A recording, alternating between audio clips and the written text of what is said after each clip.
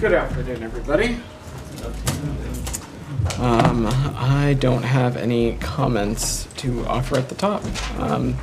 Daphne, you want to kick us off? Yeah, thank you. On Gaza, Hamas has said it would not take part in a new round of Gaza ceasefire talks slated for tomorrow. Are your partners in Qatar still working to have Hamas represented? And if so, are you confident that they will end up being represented at the talks?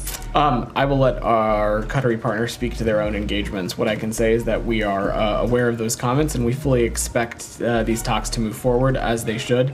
And our point of view is that all negotiators should return to the table and bring this deal to conclusion. It is far time for the remaining hostages to be released, which of course include American citizens, and bring relief to the people of Gaza under the deal that is now on the table. How can they move forward and make progress if Hamas is not there? So, as I said yesterday, our Qatari partners have assured us that there will be representation from Hamas, and I will let them, of course, speak to that, but I'm not going to get into more specifics beyond that.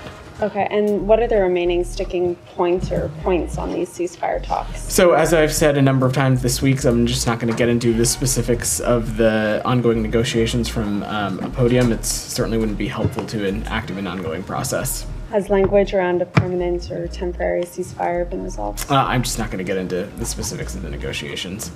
Jenny, go ahead. Okay, I try to follow up with Daphne's question. Hamas said they'd be willing to negotiate afterwards if there's a serious response from Israel. How does the U.S. take these comments? So, look, I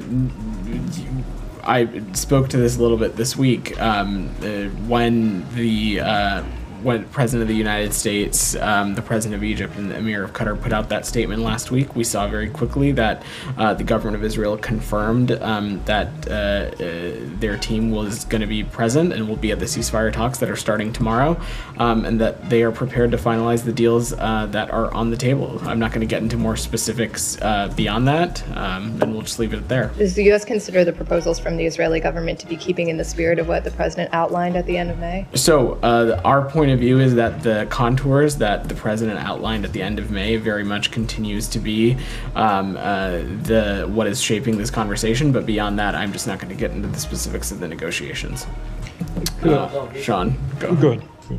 Qatar and Egypt have announced that both foreign ministers received calls from the Secretary of State today. Do you have any readout for these calls? We'll have some readouts to offer, I'm sure, in the next hour or so. We'll have some more to share this afternoon, but these calls are in line with the Secretary's continued engagement on the region and the engagement that he's been doing over the past many weeks, talking to counterparts, working to not only stress the importance and the vitality of getting this deal across the finish line, but also making clear to counterparts that any escalation is not in anybody's interest and certainly not in the interest of the region. Thank you. A couple of things. Yeah. Yesterday, of course, the State Department notified Congress about $20 billion in new weapons for Israel. I realize these won't be delivered for a number of years, 27 and onward. But nonetheless, the timing of this, just 2 days before the ceasefire talks, can we see any linkage to that? Is this comes, of course, after criticism of some of the far-right members. There was a very strong statement by the Secretary on Minister Ben Gvir's visit to the Al-Aqsa Mosque compound / Temple Mount. Can we see any message in this, particularly in the arms sales? So, Sean, I think the way to look at this is that multiple things can be true and multiple things can be vitally in the interest of the United States. First and foremost, we are continuing to work to secure a ceasefire deal that would bring home all the hostages, that would help alleviate the suffering in Gaza. That certainly continues to be a priority for us. Simultaneously, we have a long-standing military and security partnership with the government of Israel. We recognize that Israel has a right to defend itself from terrorism and security threats. We also acknowledge and have talked a great deal about how Israel continues to face a myriad of threats in the region, not just from Iran, but also from its proxies, such as Hamas, such as Hezbollah, such as the Houthis. That's very much in line with what we've been talking about this week. And also is true, Sean, that there are actions that we think are counterproductive. We think they are a detraction from peace and stability in the Middle East. We also think that they are detractions from Israel's own security. Those things include what we saw Minister Ben-Gvir do yesterday. It's also when we see things like settlement expansions or things like that. Those are things that are not just inconsistent with international law. They are also, detract from our stated goal of a two-state solution and cause greater insecurity in the region. Sure, especially in the arms sale. Yeah. I mean, you and Matt have been asked numerous times about use of U.S. weapons in incidents in which civilians were killed. Have there been any further assurances? I mean, is there a confidence going forward with these weapons? Have there been any assurances that more care is being taken that U.S. weapons aren't? There, of course, is confidence, and as I have said a number of times when we've talked about this issue, there is a long-standing security partnership with the government of Israel, one that spans decades. But that does not change the tools and the mechanisms that the United States has at its disposal to ensure that certain U.S. articles are not being used improperly. That, of course, includes the Turk process, which we've talked about before. That includes the Leahy vetting forum. It also includes the policy and guidance that lives within the conventional arms transfer policy. And we also continue to have at our disposal actions that the United States can take to hold certain entities accountable should we need to. I'll let other people continue. Yeah. Saeed, go ahead. Thank you. Just, actually, where Sean left off on the weapons. Mm-hmm.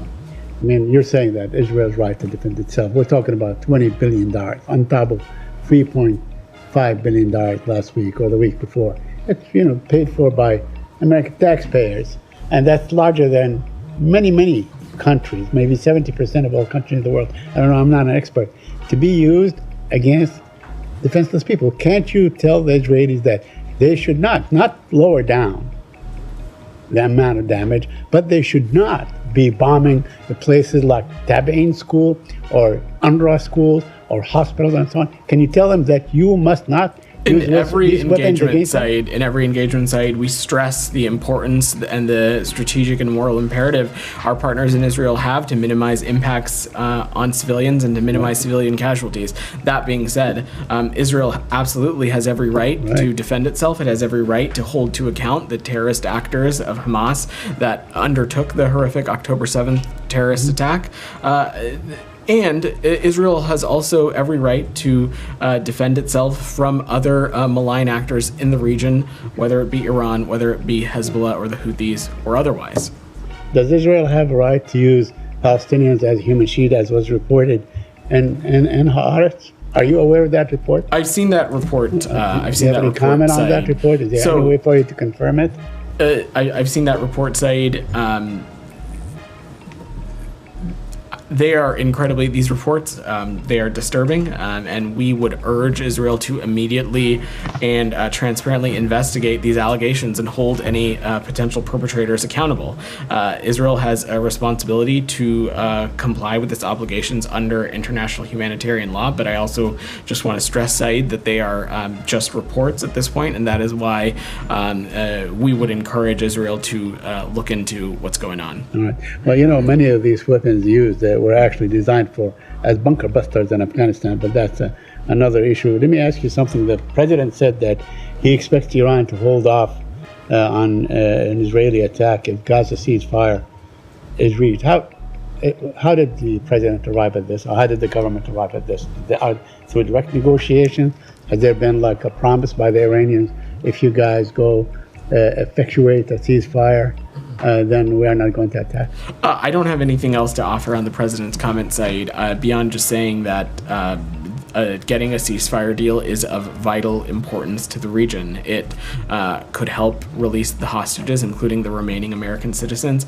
It could create the conditions for an increased influx of humanitarian aid, and more importantly, it will help get this region out of these endless cycles of violence that we keep finding ourselves talking about. Yeah, on the talks, my final topic, where Jennifer left off on the talks. Now, Hamas is saying, look, we're not going, and we already agreed to what was proposed to us back in 31, and so May 31.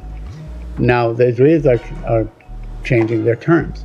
Are you sure they are not? I mean, the New York Times reports and authenticates that, in fact, Prime Minister Netanyahu has already changed and has added more demands.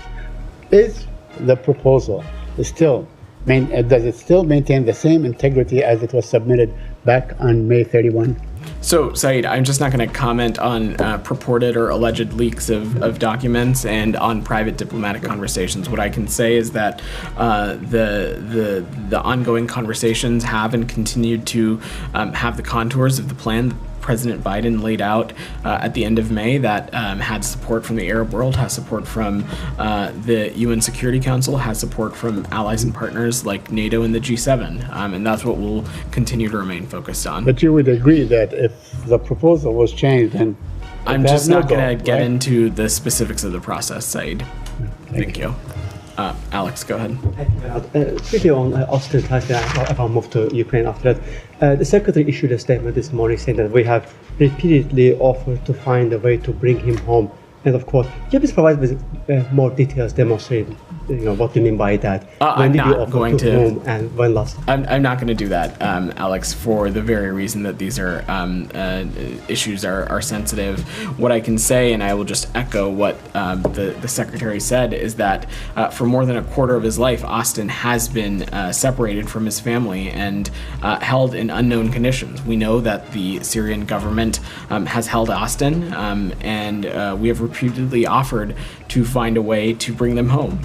We also believe that the Syrian government can help end Austin's captivity and provide an accounting of not just his whereabouts, but the fate of other Americans who went missing in Syria. And this is something that is so personal to not just Secretary Blinken, but also personal to President Biden. And this is something that we're going to continue to work around the clock. Just so we understand the timing, by saying we, you mean this administration has offered you in the past 3.5 years. Is that the case? That is correct. Thanks so much. Yeah. On Ukraine, with Assistant Secretary O'Brien being in here, can you give us basically latest update? Do you have better sense of the situation on the ground?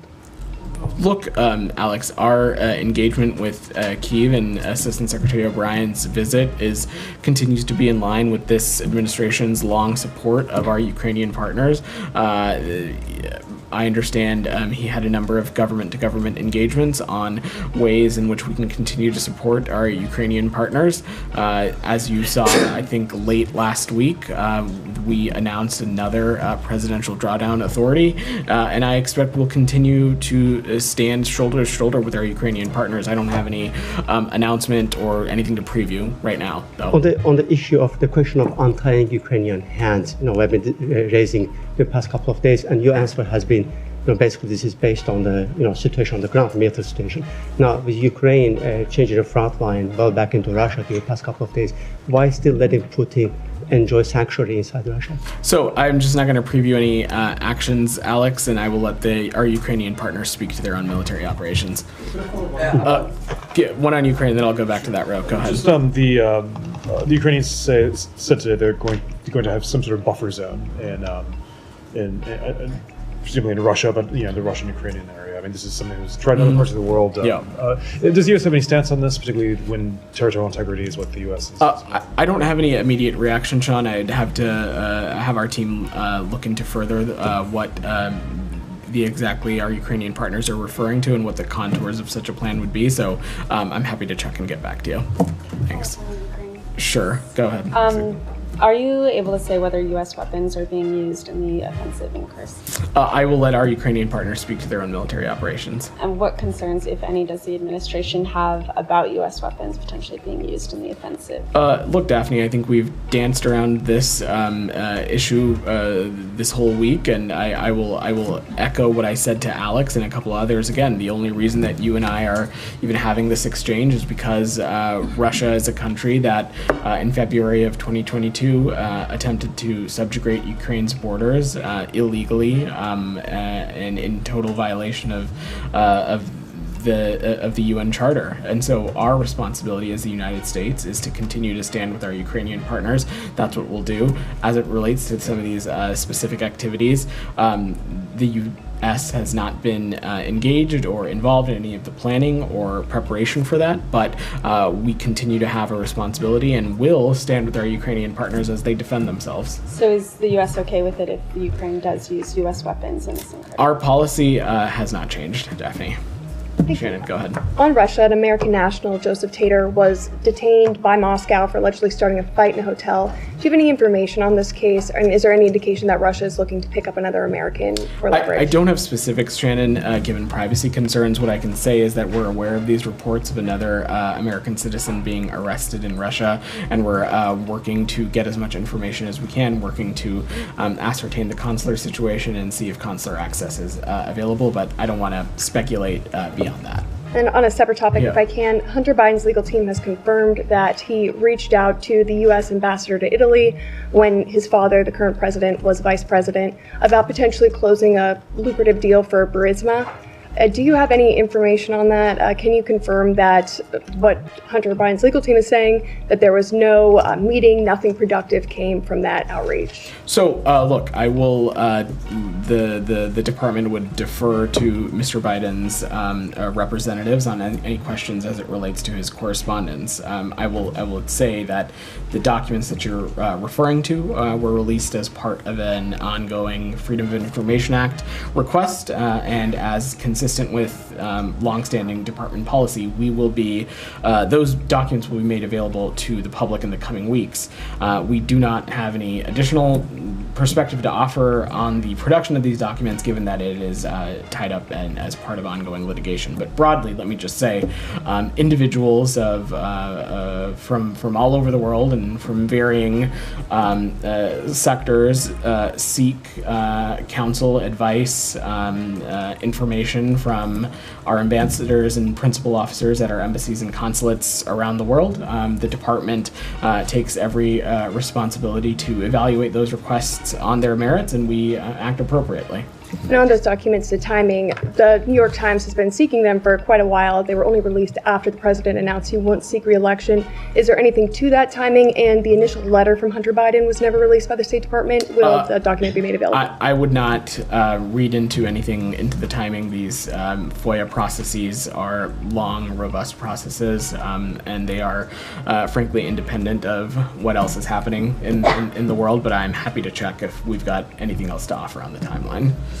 Yeah, go ahead. Would you just say, generally speaking, I know you went into some of that detail, would you say, generally speaking, that is a common practice, that individuals here in the U.S. would reach out to embassies internationally and seek Are you their asking guidance? me if American citizens reach out to embassies and consulates For around guidance their world? and for specifically for introductions or meetings, etc.? As I said, American citizens of varying backgrounds, of varying from varying sectors of the world reach out to our embassies, either directly to staff, either directly to our ambassadors or our principal's officers, seeking advice, seeking help, seeking a question, looking for information, looking for a question answered. And the department, we look at that and we act on those based on the merit, and we act appropriately in every instance. Michelle. Yeah, can we go back to the Middle East again? I know that Mr. Hochstein works for the White House, but he was in Beirut today. Did he make any progress in his discussions there? And did he bring to the table any new ideas or offers? Again, I'll let, as you so note, Mr. Hochstein works at the White House, and I will let them speak to any specifics as it relates to travel. But senior administration officials across this government are laserly focused, whether they work here at the State Department or elsewhere, on doing everything they can to get this ceasefire deal across the finish line, or doing everything they can to de-escalate tensions and make clear to any relevant actor that escalation is not in anybody's interest. On Iran, a cyber attack targeted the central bank of Iran today and the banks sector. Do you know who was behind the attack, and do you have any comment on that? I don't have any information there, Michelle. And on Sudan too. Okay. On Sudan, if you don't mind, what do you expect from the Switzerland talks on Sudan in the absence of the SAF? And why did the U.S. insist on inviting UAE to the talks when SAF considers it involved in the conflict? So today's opening session included international and technical partners. That included representatives from Switzerland, the Kingdom of Saudi Arabia, Egypt, the UAE, the African Union, the United Nations, and we are there with a laser focus on ensuring that the SAF and RSF comply with their Jeddah commitments. In the Jeddah Declaration, both the SAF and RSF committed to expanded discussions to achieve a permanent cessation of hostilities. We call on both sides to honor these commitments and to participate in Switzerland. What is happening in Sudan right now is one of the most dire humanitarian situations in the world, and so there is a moral responsibility for the United States and other like-minded partners to try and come together and see what else can be done to help alleviate that situation. I'm not going to get ahead of the talks beyond that, but these talks are going to move forward, and we expect them to continue. Lala, there's a couple more on the Middle East. Let me get to that, and then we can come back to UAE? Why did the U.S. invite Michelle, there are a number of relevant countries who have a vested interest in seeing a cessation of hostilities in Sudan, and so it's, we welcome any country that shares that like-minded goal to participate. Nadia. Just very sorry. Yeah. Do you expect the Sudan forces to come eventually? We have stressed that they have a responsibility to be there, and we'll continue to make that clear, but I don't have any updates on that. Nadia, go ahead. Thank you. In an interview with AP, a spokesman for Hamas said that he does not believe that the U.S. is an honest broker. And well, the United States doesn't think Hamas is an honest broker. Okay. So basically, if he says that, and he said that they accepted the president proposal, but you guys are not willing to publicly criticize the Israelis, especially Netanyahu, who obstructed these deals many times. Why do you believe that Hamas now is the onus on them to show up in this negotiation? What makes you confident that they have to come? I'm not gonna. They're not gonna come. Nadia, I know you were a couple minutes tardy. I'm not gonna get into the specifics of the negotiation process. What I can say is that our partners in Qatar have spoken to us about making sure that there is representation from Hamas so that these talks can go forward. I'm not going to get ahead of that process. I spoke a little bit about that this week as well. More importantly, though, what is vital here and what no one should lose sight of, whether it's Israel, whether it's Hamas, whether it's any entity, is that this deal is so vitally important for the region and its future. When we are talking about the release of the remaining hostages, including American citizens, we're talking about doing whatever is possible to get an influx of additional humanitarian aid, but also creating the diplomatic conditions to have serious conversations about the future of the region and getting us out of these endless cycles of violence. Okay, considering that we've seen so many U.S. diplomats in the region, including Brett McCart in Cairo and Hochstein in Beirut and William Burns in Doha, and there was talk about the secretary adding into this trip. How do you see success and failure, considering the intensive efforts that the U.S. government is putting on this Nadia, what we are laserly focused on is doing everything we can to get this deal finalized, agreed upon, and across the finish line. And you have officials across the administration focusing on that. I will let various other entities speak to their own principles travels, but the secretary, as you know, we spoke a little bit about it as you were walking in. He's had a number of calls this morning that we'll read out in more detail later, but also has been working the phones over the past many weeks with a clear message to anybody who's on the phone with that this ceasefire deal is of vital importance and we need to do everything we can to get it done, and that escalation is in no one's interest and certainly not in the interest of the region. Okay, and just finally, I don't know if you answer this question or not, but you often condemn Hamas for using Palestinians as human shields, and there is this big investigation now by an Israeli newspaper saying that the Israeli army has systematically using Palestinians as a human shield because they believe their lives is superior to the Palestinians. So do you condemn the Israelis for using Palestinians for the same purpose that you condemn Hamas? So your colleague Saeed raised this issue before you walked in, and I will just echo that these reports are incredibly disturbing, and we urge Israel to immediately and transparently look into these allegations and hold any perpetrators accountable. But I also just want to stress, as I did with Saeed, that these are just reports at this point, and so what we would call on is for Israel to look into this and ascertain what's actually going on. So what make these reports and Israel and Hamas using Palestinians as human shields as fact on the ground? You're not there and you don't really verify. Nadia, we know with incredible certainty that Hamas has a clear track record of using civilian infrastructure and protected facilities as areas of operation, as bases, and using as civilians as human shields. That is not hyperbole. Can I follow up? Sure. On this, Hamas using civilians as human shields. 2 weeks ago, I asked you about a photo of Israeli soldiers posing in front of the Turkish-Palestinian Friendship Hospital, and there were also reports that the IDF was using this hospital as their military base. I asked you about this, and you responded by saying that you asked Israel for further information. Did they get back to you? Do you have any updates on that? I don't have any specifics to offer as it relates to that at this time, but I will just echo what I said then, in that any kind of violent or kinetic activity so close to a hospital, we certainly would take issue with. But Hamas, of course, does have a track record of using civilian infrastructure, including hospitals, as bases of operations. As it relates to what is happening in that picture or the specifics around that operation, I will let our partners in Israel speak to. Can I just follow up on some of that? Yeah. In the absence of this ceasefire forced Israelis agreement, can you give us an update on what you think the achievements of Israel's military campaign in Gaza are? Pardon, Tom. Sorry, I couldn't hear. Do you have an update on what you believe the achievements of Israel's military campaign in Gaza are? So, Tom, it's really not for me to speak to the IDF's achievements or not. They have every right to not just defend themselves, but to hold the terrorist perpetrators of October 7th to account. They also, we share their stated goal of defeating Hamas, and that continues to be what we're focused on as well. In part of when we talk about the future of the region, when we talk about what we want to see for the region and the diplomacy that we hope a ceasefire can unlock, we talk about ensuring that the Gaza Strip can no longer be a springboard of terrorism on the Israeli people. And part of that includes the defeat of Hamas. And that is a line of effort we, of course, support.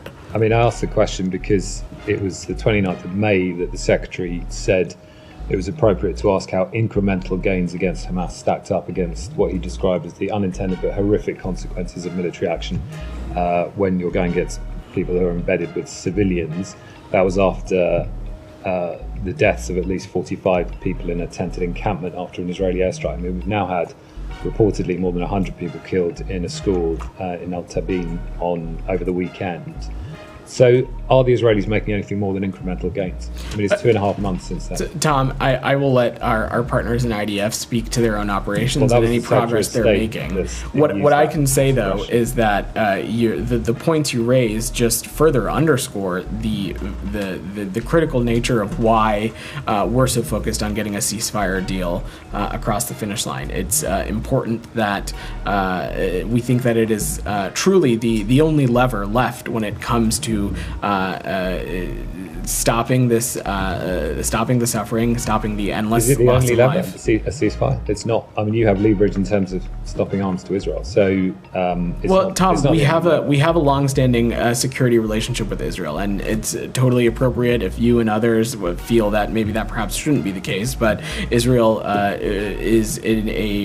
faces threats from not just Hamas but Iran and other Iranian proxies, and this is a security partnership that is going back decades. And I will just stress again, and Sean rightfully added it at the onset of his question, that the security systems that were notified yesterday, we are talking about systems, some of which would really have no use in such a conflict in Gaza in the first place, but also we're talking about systems that the earliest some could be delivered is 2026, with the vast majority of them falling somewhere between 2027 and 2029. Okay, but I mean, when you say it's the only lever, I'm just asking a question, but the point is that the Secretary 2.5 months ago described incremental gains against Hamas. So that's why I'm asking the question 2.5 months later, when you've continued a military assistance relationship that funds Israel's campaign in Gaza. I'm just asking the question,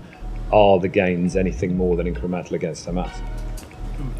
Tom, we've come to the conclusion that what the best thing, the best path forward is for this ceasefire deal to get across the finish line, and that's what we are lazily focused on. DR. Go ahead. Sure. Sorry. Several U.S. officials have said that it's actually not possible to achieve total victory in defeating Hamas.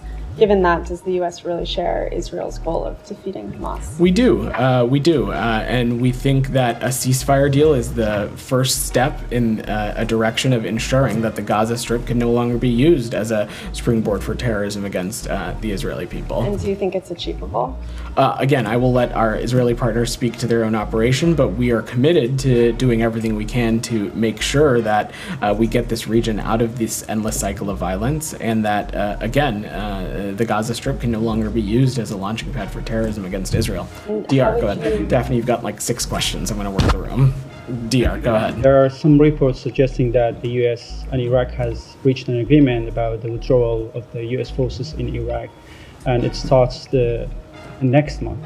And also the Iraqi foreign minister is scheduled to visit Washington, D.C. to meet with the U.S. officials on this agreement. Do you have anything to share with us on this? So we have held discussions with the government of Iraq on the future of Operation Inherent Resolve since last year. This includes when Prime Minister Soudani met with President Biden here in D.C. in April. And at no point did we discuss the withdrawal of U.S. forces from Iraq, but we continue to discuss the transition to what we would say a bilateral security partnership, as highlighted in Prime Minister Soudani's readout of his call with Secretary Blinken. These discussions are ongoing, and it is a process that builds on previous bilateral strategic discussions, and it's rooted in what I would say, which is our mutual commitment to security cooperation and a shared interest in regional stability. But I don't want to get into more specifics beyond that, and I'm sure my colleagues at the Pentagon can talk more. No agreements been reached between you and Iraq? No conclusive assessment to offer. And do you have any updates on your diplomatic engagement with Iran about their attacks on Israel? Said asked you about the president's comments. What makes you expect Iran is not attacking Israel if you get a ceasefire deal? So look, I'm not going to speculate on any kind of timeline or window as it relates to a response or any kind of retaliation. What I can say is that Secretary Blinken, the president, others across this administration have been deeply engaged in sending a clear message about de-escalation and sending a clear message that every thing needs to be done to get this ceasefire deal across the finish line. Jenny, I said your hand up. Just to follow up on Iran, is it still the case there's been no direct engagement between the U.S. and Iran? That is the case. And do you feel that your deterrence efforts have worked, given that there hasn't been a retaliatory act? I just don't want to speculate again on a window or any possible retaliation or response, Jenny. I will use the chance to again echo what I've said, which is that the calls that the secretary has had today, the calls that he's had earlier this week, last week, he is deeply engaged on this issue and using every possible opportunity to not just stress the importance of getting the deal done, but also stressing the importance of de-escalation. And then to follow up on one thing you said in response to that Haaretz report, you called on the Israeli government to transparently look into these. The State Department has called a number of times for the Israeli government to look into reports of abuses. Have they ever gotten back to you with any sort of answers on these reported abuses that are taking place? There is a close information sharing relationship between us and Israel. I'm obviously not going to speak to every single issue or every single incident that's been raised, but there is a close information sharing relationship with Israel, and we, in this instance, would welcome them sharing more information with us on what transpired. Lalit, go ahead. Thank you. I wanted to check with you if U.S. is in touch with India on 2 specific issues in the region. One, Bangladesh, development in Bangladesh, the security situation, human rights issues, and the restoration of democracy in that country, and also about Prime Minister Modi's trip to Ukraine later this month. Yeah, so first let me start with the second part of your question. I will let the Prime Minister's office speak to any of his own travel. I don't have anything to offer there, but we, of course, are in touch with our Indian partners on a number of issues, and, of course, would welcome India's engagement in the war between Russia and Ukraine, especially as it relates to ensuring that we get to a just and durable peace that is reflective of what our Ukrainian partners are attempting to do, which is defend their territorial integrity and sovereignty. On the topic of Bangladesh, we have been in touch with our Indian partners as well as other countries in the region to discuss recent events. I'm not going to get into private diplomatic discussions, but we continue to push for an end to violence in Bangladesh, as well as continuing to push for accountability and the respect for rule of law. A quick follow-up on Bangladesh. Over the weekend, two Indian American congressmen, Radha Krishnamurthy and Sri Thaneda, wrote separate letters to Secretary Blinken, seeking his intervention and help in protecting the lives of Hindus in Bangladesh. Has Secretary received those letters? Is he addressing the issues raised by these two congressmen? So what I can say is that we engage with partners in Congress regularly. I'm not going to get into specific letters or engagements, but let me just note that the interim government, we welcome Dr. Yunus's call for calm and an end to the recent violence of the new, and as well as we welcome the new government's focus on restoring security and the protection of members of minority communities as well. One more on India. Yeah, go ahead. On annual 2+2, given that the Secretary has a very tight schedule this year and elections are happening, do you think the 2+2 will happen this year or will it push to next year? Oh man, Lala, you're asking me to look into a crystal ball of what travel and engagements we might have over the next 5-6 months. I don't want to speculate. What I can say is that when it comes to our partnership with India, it is robust. It is one that we are focused every day on growing and strengthening, and it's something that I know is shared by our colleagues at the Department of Defense. But as it relates to any kind of specific 2+2 meeting or engagement, I just don't have anything to preview. One final one I can ask you.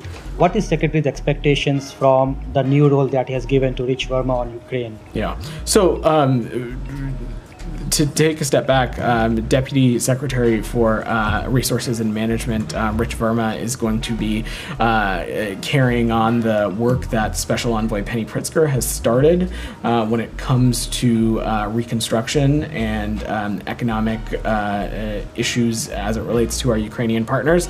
And really, I think Deputy Verma is going to continue to build on the foundation that Special Envoy Pritzker laid when it comes to private sector engagement, when it comes to working with our allies and partners to marshal the economic support that we know is so critical to the future of our Ukrainian partners. Deputy Verma is an experienced diplomat with extensive experience, not just in government, but also in the private sector. And so I think he has a unique position and a unique perch and a unique perspective to bring and continuing to build on Special Envoy Pritzker's work. Thank you. In the blue in the back, go ahead. Give it on. Yeah. On Afghanistan, I'm not sure if you've seen, but the Taliban has been posting a video on social media of a military parade online, purporting them showing and operating U.S. weapons. Can you confirm their claims are true? Do you have any comment? To our knowledge,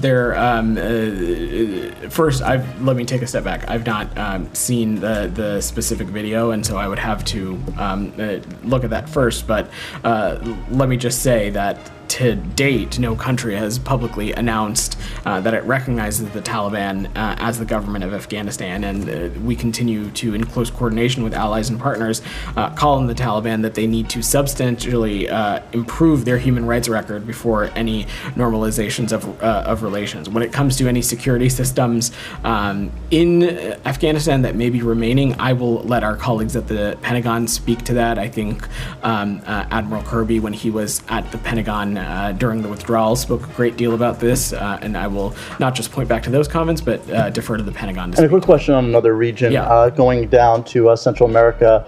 Back in 2023, in December, 11 Nicaraguan pastors who were associated with the U.S. ministry were arrested on charges of money laundering. They recently been sentenced to 12 to 15 years in prison or to pay $80 million in fines, what their representatives have called as a sham trial. What's been the State Department's role in pressing to free these pastors, and is there any progress that's been made since their sentencing? I don't have any progress to offer at this moment. What I can say is that this is an issue that we are paying close attention to and deeply engaged on. The United States maintains that the Nicaraguan government unjustly holds 13 individuals affiliated with the evangelical organization Mountain Getaway in Nicaragua, and believe that they are being held solely for exercising their right to freedom of religion or freedom of belief. But I don't have any updates for you there. Go ahead. Me? Yeah. Thank you. A spokesman for Iran's mission to the UN told the Washington Post that his government has no intention or motive to interfere in the US presidential election. Is he telling the truth? Well, a report from our Office of National Intelligence would certainly say otherwise. Look, we have long spoken about how Iran has had lines of efforts to maliciously influence elections, not just here in the United States, but elsewhere.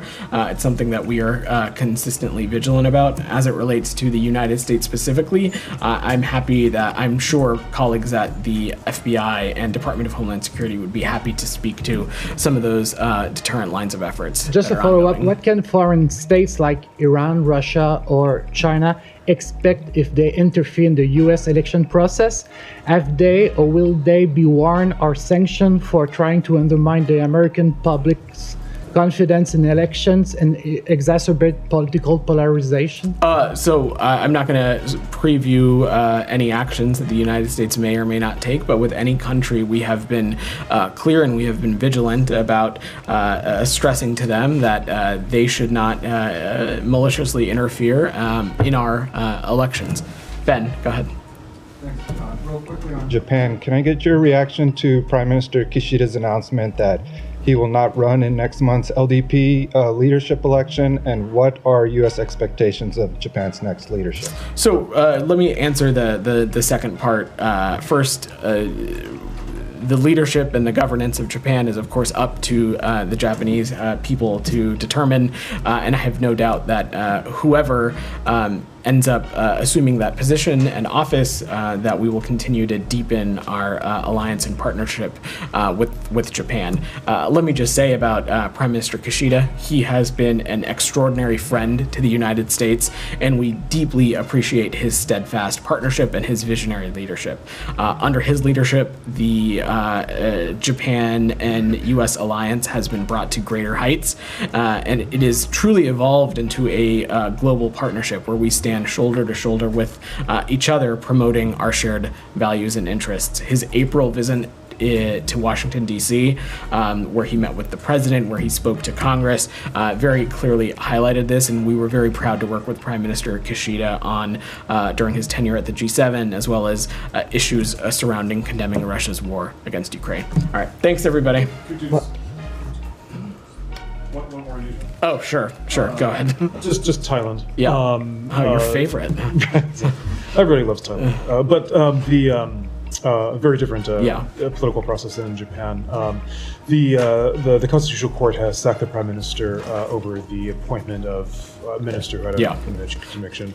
I'm not asking you whether the U.S. thinks that people with convictions can run for office, but in terms of this, in terms of the political situation in Thailand, this comes after the most popular politician, Mr. Pito, is also disqualified. Yeah. Does the U.S. have any broader concerns about Thailand? So I saw what you did there. Now you asked that question.